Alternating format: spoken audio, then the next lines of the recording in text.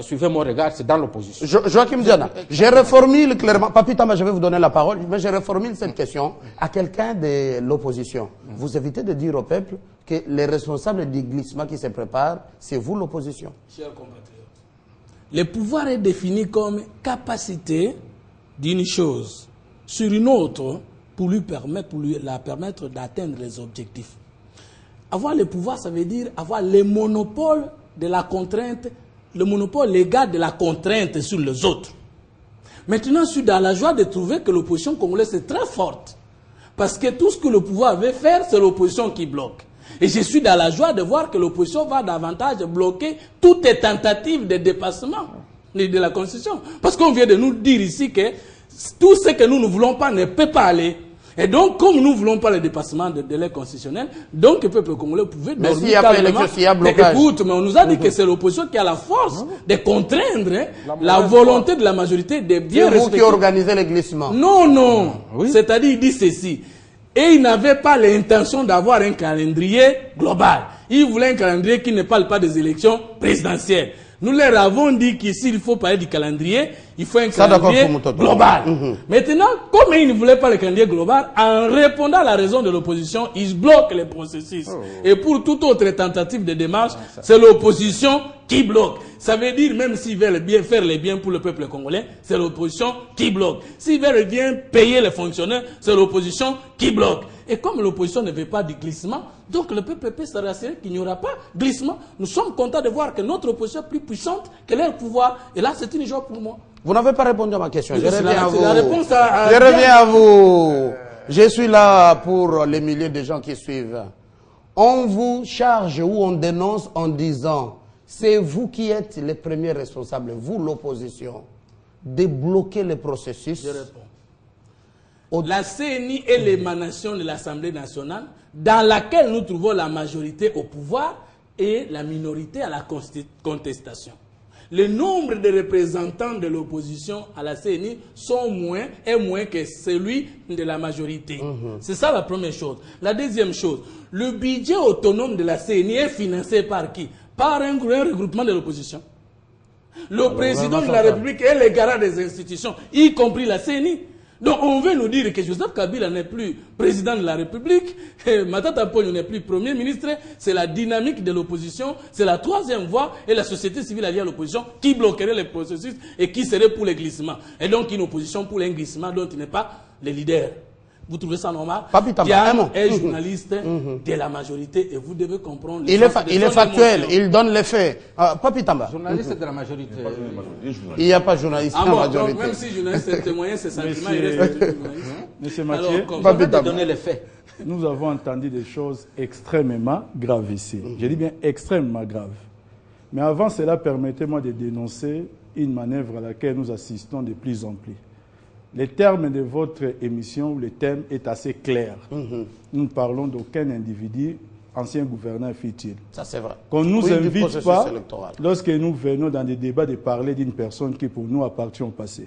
En ce qui concerne notre parti. C'est lui qui a fait son choix, fait sa politique. Quelle est cette manœuvre de nous parler de lui dans une émission où il n'est pas concerné?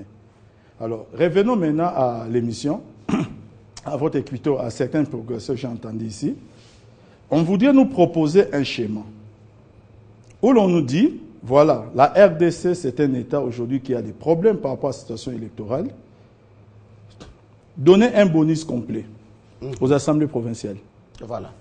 Aux gouverneurs des provinces et aux sénateurs de faire un mandat complet de parfaite illégitimité. Ça, la Constitution le permettrait.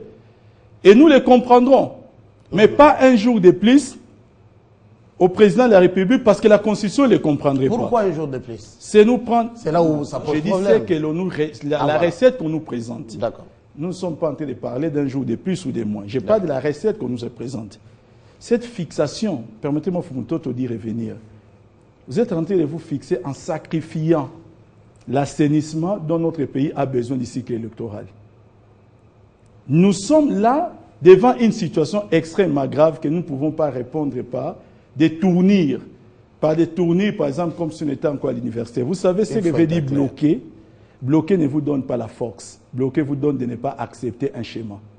Les schémas dans la démocratie, dans certaines matières, ne se font pas ou ne se fait pas par la loi de la majorité et la minorité, c'est par la voie des consensus. Et les consensus pouvaient être que 2 contre 98. Ce n'est pas que vous avez la force. C'est seulement parce que vous ne voulez pas adhérer à quelque chose qui est positif pour le pays. Ne prétendez pas d'une force quand l'opposition n'a jamais rien gagné dans ces pays. L'opposition n'a jamais rien gagné dans ces pays en termes d'élection. Nous venons encore de l'éprouver au Sénat et à l'Assemblée nationale. Nous avons gagné. N'inversez pas les rôles. Lorsqu'il fallait remplacer les gens. Mais quand vous créez des conditions, prenons d'un cas de figure. Vous avez accueilli chez vous 80 députés. C'est disant G7 qui sont aujourd'hui considérés comme étant députés de l'opposition parce qu'ils se sont identifiés comme tels. Vous savez que les bureaux et la CENI respectent l'équilibre au niveau tel que les choses se présentent au niveau de l'Assemblée nationale, en termes de quotas. Vous le savez très bien. Vous ne vous êtes pas posé la question de savoir si ça ne va pas changer l'équilibre au niveau du bureau de la CENI. Et si ça va changer l'équilibre, quelle serait la conséquence directe?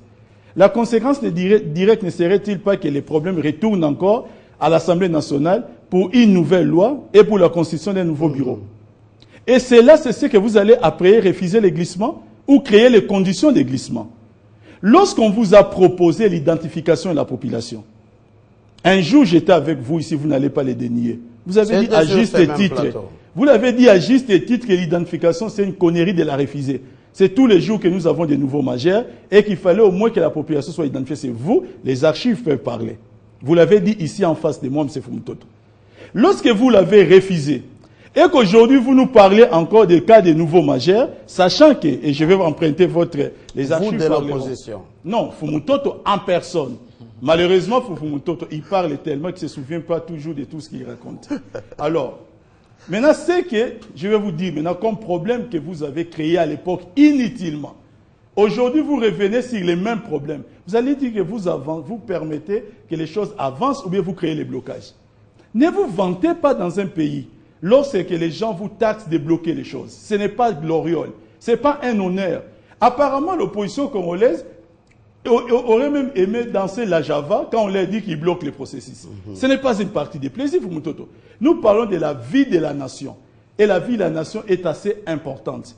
Aujourd'hui, nous sommes devant une situation qui devait... Vous devez avoir honte. Parce qu'on est à 2 jours de l'élection des assemblées provinciales selon les calendriers de la CENI. Où sont vos déclarations des contestations à gauche et à droite? Parce que vous voulez nous faire croire que non, voilà, cette élection-là n'est pas importante, ça ne nous intéresse pas. On a besoin que Kengo et tous les autres qui restent encore là pendant au moins 5 ans, nous allons seulement nous focaliser sur l'élection présidentielle ou alors sur l'élection législative, ainsi de suite. Maintenant, au nom de quoi voudriez-vous que vous puissiez imposer un schéma aux autres? Au nom de quoi? Au nom de quel principe en démocratie? Parce que vous êtes majorité au Parlement pour que votre loi passe? Non. Parce que vous êtes majorité au Sénat? Non. Donc ça veut dire que ça restera des stratégies de salon, ça restera des sujets de débat dans des émissions télé, mais là où les décisions doivent se prendre, ne vous en faites pas, la majorité a encore sa force. Une deuxième question pour vous tous, s'il vous plaît. S'il vous plaît, vous allez réagir, sinon on va laisser rester sur la même question. J'ai suivi le doyen Joachim Diana dire, c'est la loi qui le permet, qui le dit, c'est à la CENI de publier les calendriers. Or, pourtant, face à tous ces blocages, il faut un consensus de toute la classe politique. Qu'est-ce qui doit précéder? Que la CENI publie ou qu'il y ait consensus de politique avant? Je voulais préciser une chose. On y va. Papi Tamba, de plus en plus, je commence à vous accepter. En répondant... Non, je réponds. Parce que vous entrez, vous venez avec l'université sur le plateau, ce que vous ne savez pas. C'est-à-dire que non seulement que vous défendez un camp politique, mais au moins vous commencez à réfléchir. Ce que vous ne faisiez pas il y a quelques temps. Moi, je n'ai jamais pris la thèse de l'enrôlement de nouveaux majeurs. Au contraire, dernier témoin, le jour l'a contredit avec vérité. Quelqu'un de l'opposition, je veux questionner les archives. Donc il ne faut pas déposer. Il y a les archives chez nous. Les dos de Fumutoto, ce qu'il n'a pas dit, ce n'est pas ma thèse. Au contraire, je disais que chaque jour, on a un nouveau majeur, que l'enrôlement de nouveaux majeurs ne pouvait pas être un conditionnement parce que ça bloquerait tout le processus pour tout le jour. Ça, c'est un. Deux. Papi Tamba, l'opposition a beaucoup gagné dans ce pays. Le Mumba et ses amis étaient à l'opposition, ils ont gagné face aux Blancs. C'est pas ça la question. Était à l'opposition, il a gagné face à Mobutu. Attendez. Papi Tamba, après la victoire triquée de la majorité présidentielle en 2011, l'opposition a souhaité qu'il y ait dialogue et consensus. On vous demandera des preuves. L'opposition a gagné, il y a un gouvernement de cohésion. Papi Tamba, l'opposition a demandé un calendrier global. La CENI a publié le calendrier global. Qu'est-ce que vous entendez par gagner? On ne gagne pas le poste. On exerce un poste pour résoudre le problème du peuple. Ma question. C'est plutôt le peuple répond ma question. D'accord. Ça, c'est un débat entre vous. D'accord. Sur le point soulevé sur le plateau. C'est plutôt tous les pouvoirs qui n'ont jamais gagné au Congo, parce que depuis ce soir jusqu'à présent, aucun pouvoir exercé n'a résolu le problème de la population. C'est là l'échec. Là, vous bloquez l'émission d'évoluer. Je reviens. Réponds à ma question. Je risque de parler. À la question, les calendriers électoraux. Ouais. Mais il faut qu'est-ce qui doit précéder? Les consensus politiques ou que la CENI publie un calendrier réaménagé? Non, il ne faut pas appeler ça consensus politique. Et Papi Tamba, quand je réfléchis, je ne vois pas tout noir à la majorité et tout blanc à l'opposition. J'ai dit que nous sommes mauvais. Le problème ici, c'est le positionnement politique. Ce n'est pas le consensus politique. Quand nous, politiciens, nous voulons aller au dialogue, aux concertations, quoi que ce soit, c'est pour aller chercher les postes, les exercer pour nous, nos femmes et nos familles. Et ce processus-là de positionnement a toujours donc bloqué l'avenir de notre peuple. Je ne peux pas comprendre que celui qui est au pouvoir puisse dire, parce que l'opposition ne veut pas de tel schéma, je suis bloqué pour ne pas faire respecter la Constitution. Ça ne se conçoit pas. Non. La CENI, on l'a appelée institution indépendante. Ah, voilà. La CENI a une partie de l'opposition, de la majorité et de la société civile. Le consensus est déjà là. Alors, si on veut un consensus politique appelé dialogue, c'est pour le partage de postes, on fait qu'il y ait glissement commun. D'accord. Ça, le peuple congolais n'est pas d'accord. Votre point de vue, Fidèle, sur la même question. Nous sommes en train de nous tromper de débat. La question, c'est la question du calendrier électoral et le blocage. Vous avez cru que j'ai dévié en parlant de cette histoire. Lui, il a répondu sur Moïse Katumbi. On parle d'un individu, mais attention, le génocide au Rwanda est parti d'un individu. Et puis, d'un média qui a commencé d'une manière systématique. Une personne qui n'est pas d'accord avec le pouvoir est diabolisée. Mensonge, injure, appel à la violence. Attention, moi je tire la sonnette d'alarme. Je dis que ce n'est pas correct. S'il a quitté le PPRD, il a bien dit, c'est un ancien du PPRD, soyez bénis, vous avez créé quand même un grand leader. Soyez-en fiers.